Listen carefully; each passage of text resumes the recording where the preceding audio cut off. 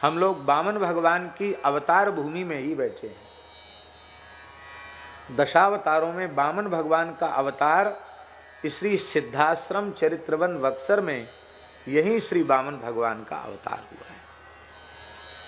पुराणों में इस बात का प्रमाण है ही, और अपने काल के सनातन धर्म के एक अनुपम प्रामाणिक महापुरुष आचार्य, जिन्हें शंकराचार्य पद पर न होते हुए भी लोग अनुभव करते थे कि कहीं आदि शंकराचार्य भगवान पुनः धर्म सम्राट स्वामी करपात्री जी के रूप में तो कहीं नहीं प्रकट हो गए हैं, ऐसा लोग अनुभव करते थे।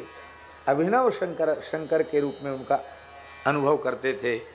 ऐसे पूज्य श्री स्वामी करपात्री जी महाराज भी यह अनेक प्रमाणों के साथ स्वीकार करते थे कि दशावतारों में वामन अवतार की प्राकट्य भूमि श्री चरित्रवन सिद्धाश्रम बक्सर धाम ही है।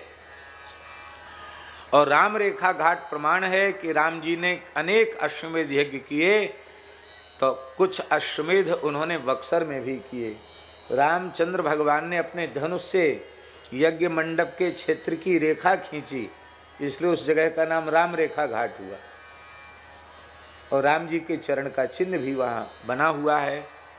और राम जी ने बालुका से, गंगा जी की बालुका से शिवलिंग का निर्माण किया और कहा सुप्रतिष्ठितो भव कहकर जैसे स्पर्श किया तो रघुनाथ जी की उंगलियों के चिन्ह आज भी बने हुए हैं, और वह बालुका शिवलिंग ही और स्वयंभू शिवलिंग के रूप में परिणित हो गए, जिनका रामेश्वर महादेव के रूप में हम लोग यहाँ दर्शन करते हैं। दास को उनके दर्शन पूजन का भी सौभाग्य प्राप्त हुआ। और वामन भगवान की प्राकट्य भूमि तो जेल के भीतर है, जेल के दायरे में है। यद्यपि पहले तो पूरी परिमशीन लग के ही जाना पड़ता था, अब तो बाहर से एक छोटा सा खिड़की खोल रखी है, वहाँ से लोग वामनेश्वर का दर्शन करके जा सकते हैं। और वो वामनेश्वर महादेव की यह वामन भगवान की प्राकट्य भूमि है। और बक्सर नाम कैसे हुआ? सिद्धाश्रम नाम तो वाल्मीकि रामायण में आया है। एक महर्षि थे, ऋषि थे, महर्षि श्री व्याघ्रपाद।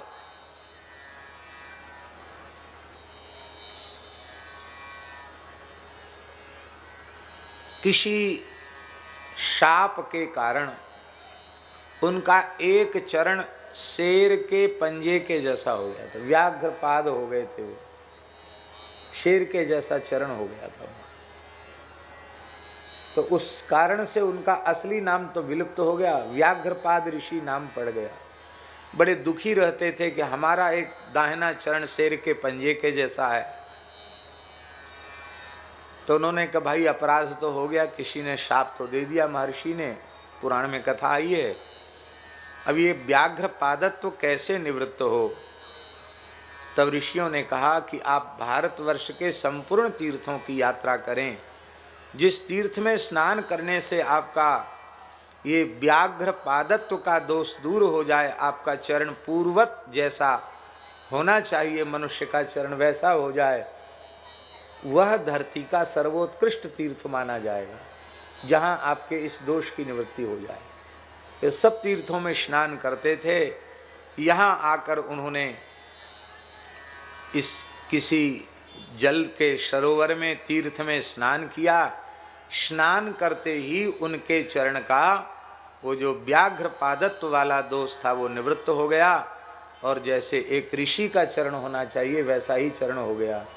तो जिस सरोवर में स्नान करने से उनका व्याघ्रपादत्व दूर हुआ, उस सर का, सर माने सरोवर, उस सरोवर को कहा गया व्याघ्रसर। व्याघ्रसर,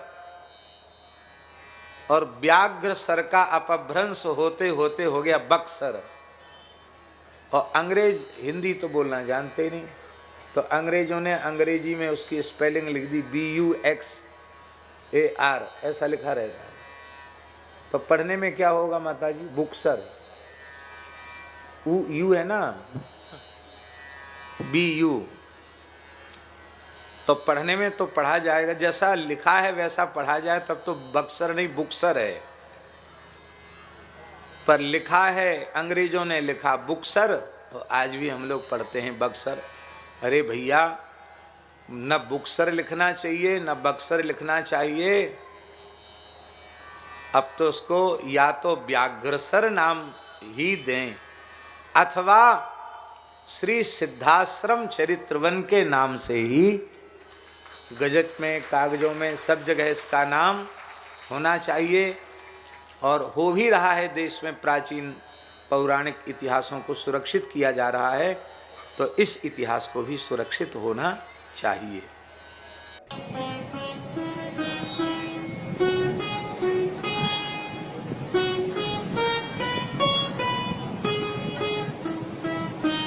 श्री सीताराम प्रतिदिन सत्संग एवं दर्शन के लिए श्री महाराज जी के ऑफिशियल चैनल को जरूर सब्सक्राइब करें।